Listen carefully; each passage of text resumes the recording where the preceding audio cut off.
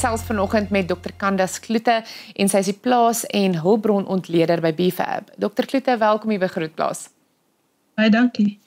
Vertel vir ons 'n bietjie, gee vir ons 'n kort oorsig van die studie wat julle gedoen het. Wat het die vraag laat ontstaan en hoe het julle te werk gegaan om die impak te kwantifiseer? Ja, so deur die loop van die 2024 seisoen was daar herhaaldelik berigte van uitdagings gewees. Daar was 'n paar skepe wat sonder dat hulle beplan het om in Suid-Afrikaanse waters te beland het.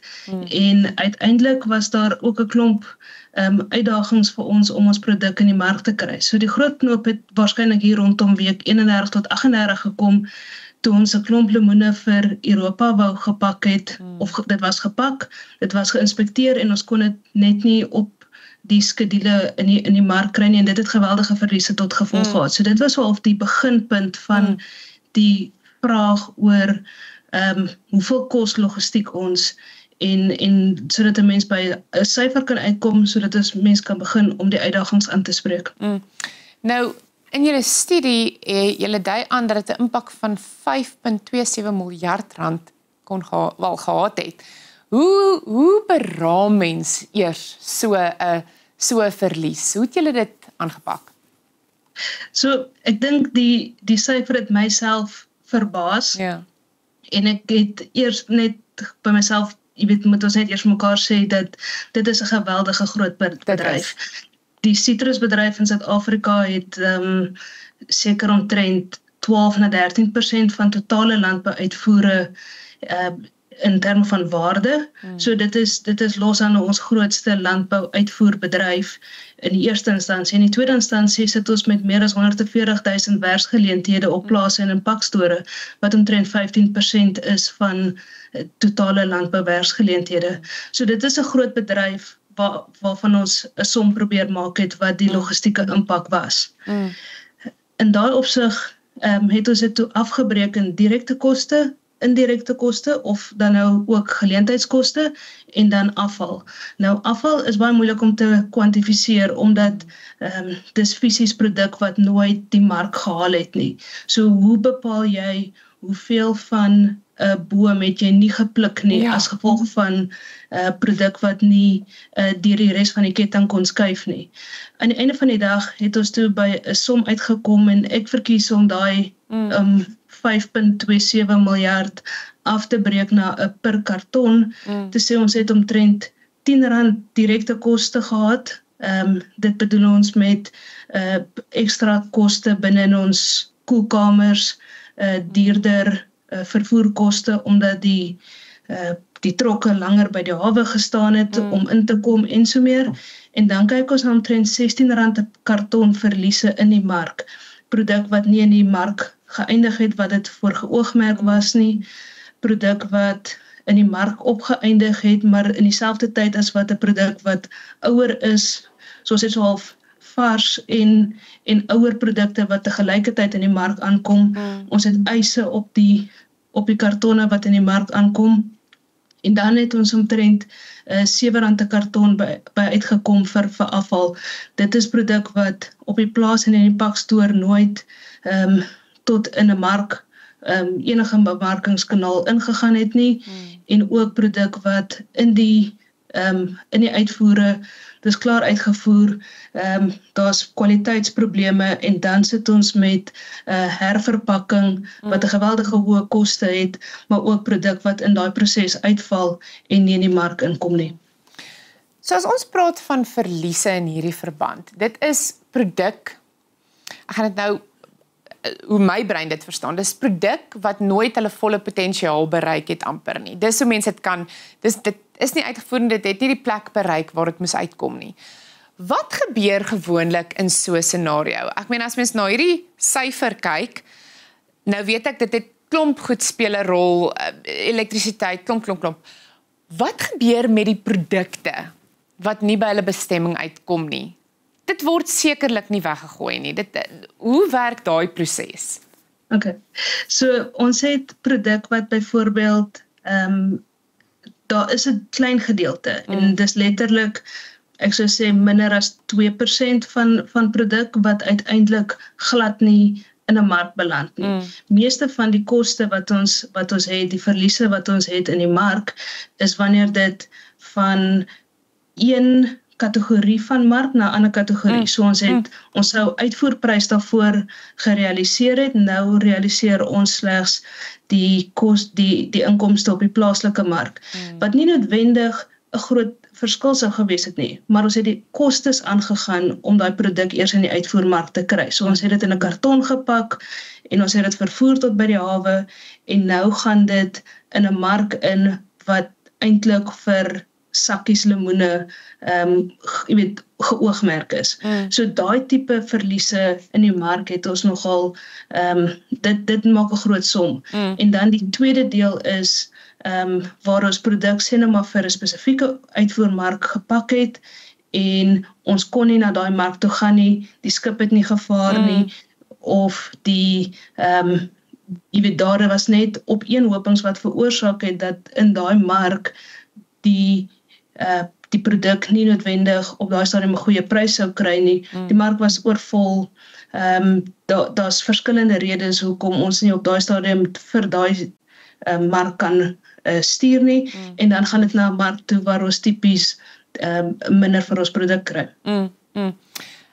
Vertel vir my, wie in hierdie scenario nou, wie is die grootste verloorders, maar ook is daar enige, as mens amper kan sê, enige wenners in so 'n scenario?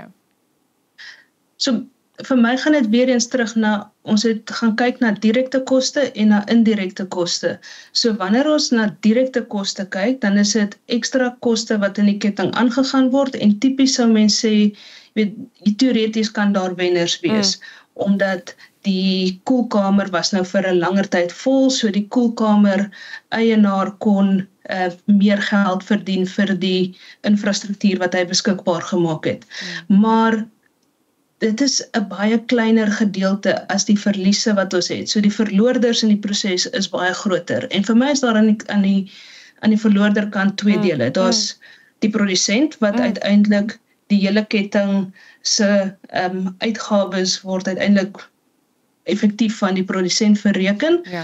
En dan aan die ander kant sit ons met die verbruiker wat duurder betaal en dalk nie hierdie jaar nie, maar volgende jaar.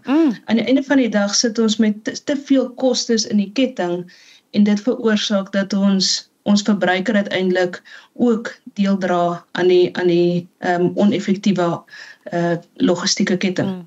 As ons nou na hierdie situasie spesifiek kyk en ons kyk na die verlies en ons kyk na die astronomiese bedrag. Ek wil amper vra, word daar ooit iets gedoen om die situasie reg te maak of te kompenseer vir die verliese, of is dit net 'n situasie van dit is wat dit is? Dit is 'n baie moeilike vraag. Ideaal wil 'n mens sien dat daai verliese in die ketting oor tyd minder raak. En ek dink die groot dryf daar agter kan wees om te sê die sitrusbedryf spesifiek op hierdie stadium het 'n lys van aksies wat hulle geïdentifiseer het om te sê waar moet ons aandag gee en om uiteindelik hierdie kostes af te bring. Ek dink die ander deel is natuurlik dat ons